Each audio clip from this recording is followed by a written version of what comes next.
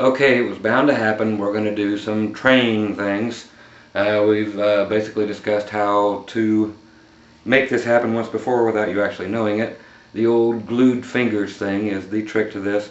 But also, as I promised, I'm going to stick in something in here that is totally non-musical and another just for fun thing.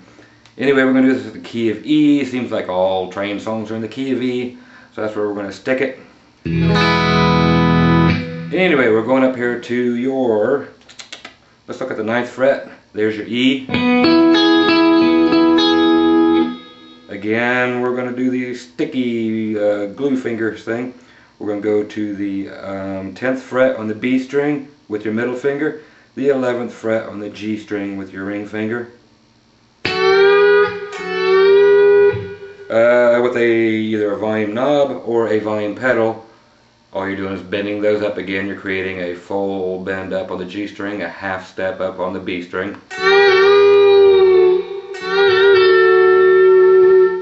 And it's just strictly that. You're bending those two up.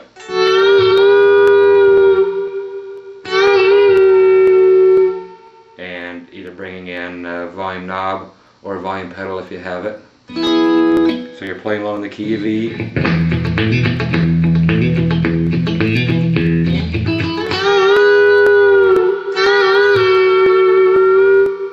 can get those things. Now here is the fun part. This here's something that came about by accident. Train whistles and noises are fairly easy. Trains have another sound other than them crashing into somebody. They have a bell, which I can pseudo recreate.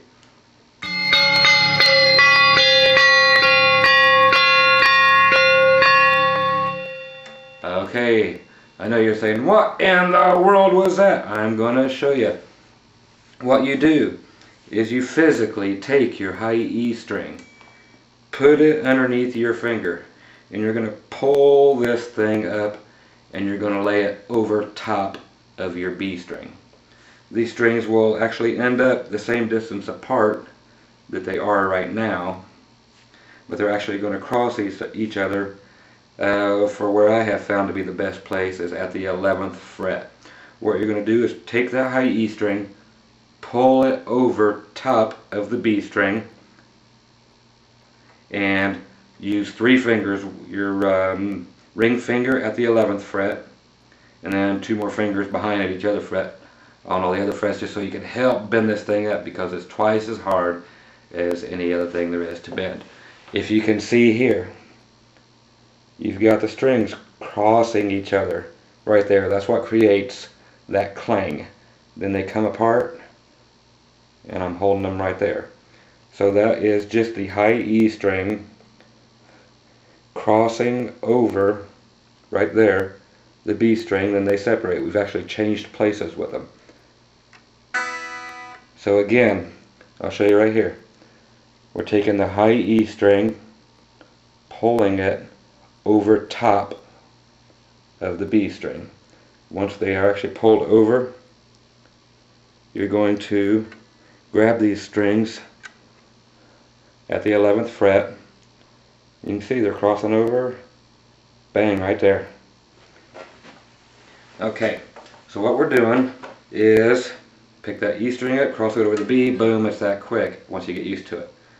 Then what you're doing is starting with the whole thing bent up and just alternating picking back and forth on the B and E string as you release that bend. So it's just those 2 strings that are crossing each other, clanging against each other that makes that bell sound that you hear from the trains.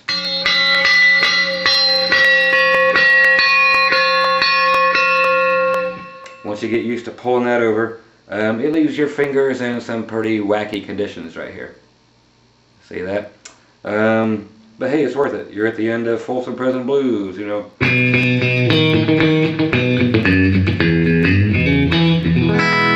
The whole band has that thing ringing. You can do your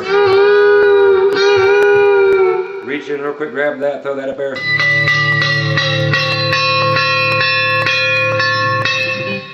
Throw those sounds in, they'll be like, what the heck was that? you've got the inside track on something that like nobody knows about. Once again, grab that string, flip it over that quick.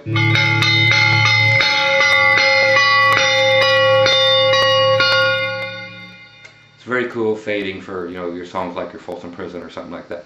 But anyway, like I promised, little surprises here and there. Have fun with that thing. I know you're going to break strings or break fingers or break something trying to make that happen, but once you get it, you'll be like, duh. Anyway, have fun.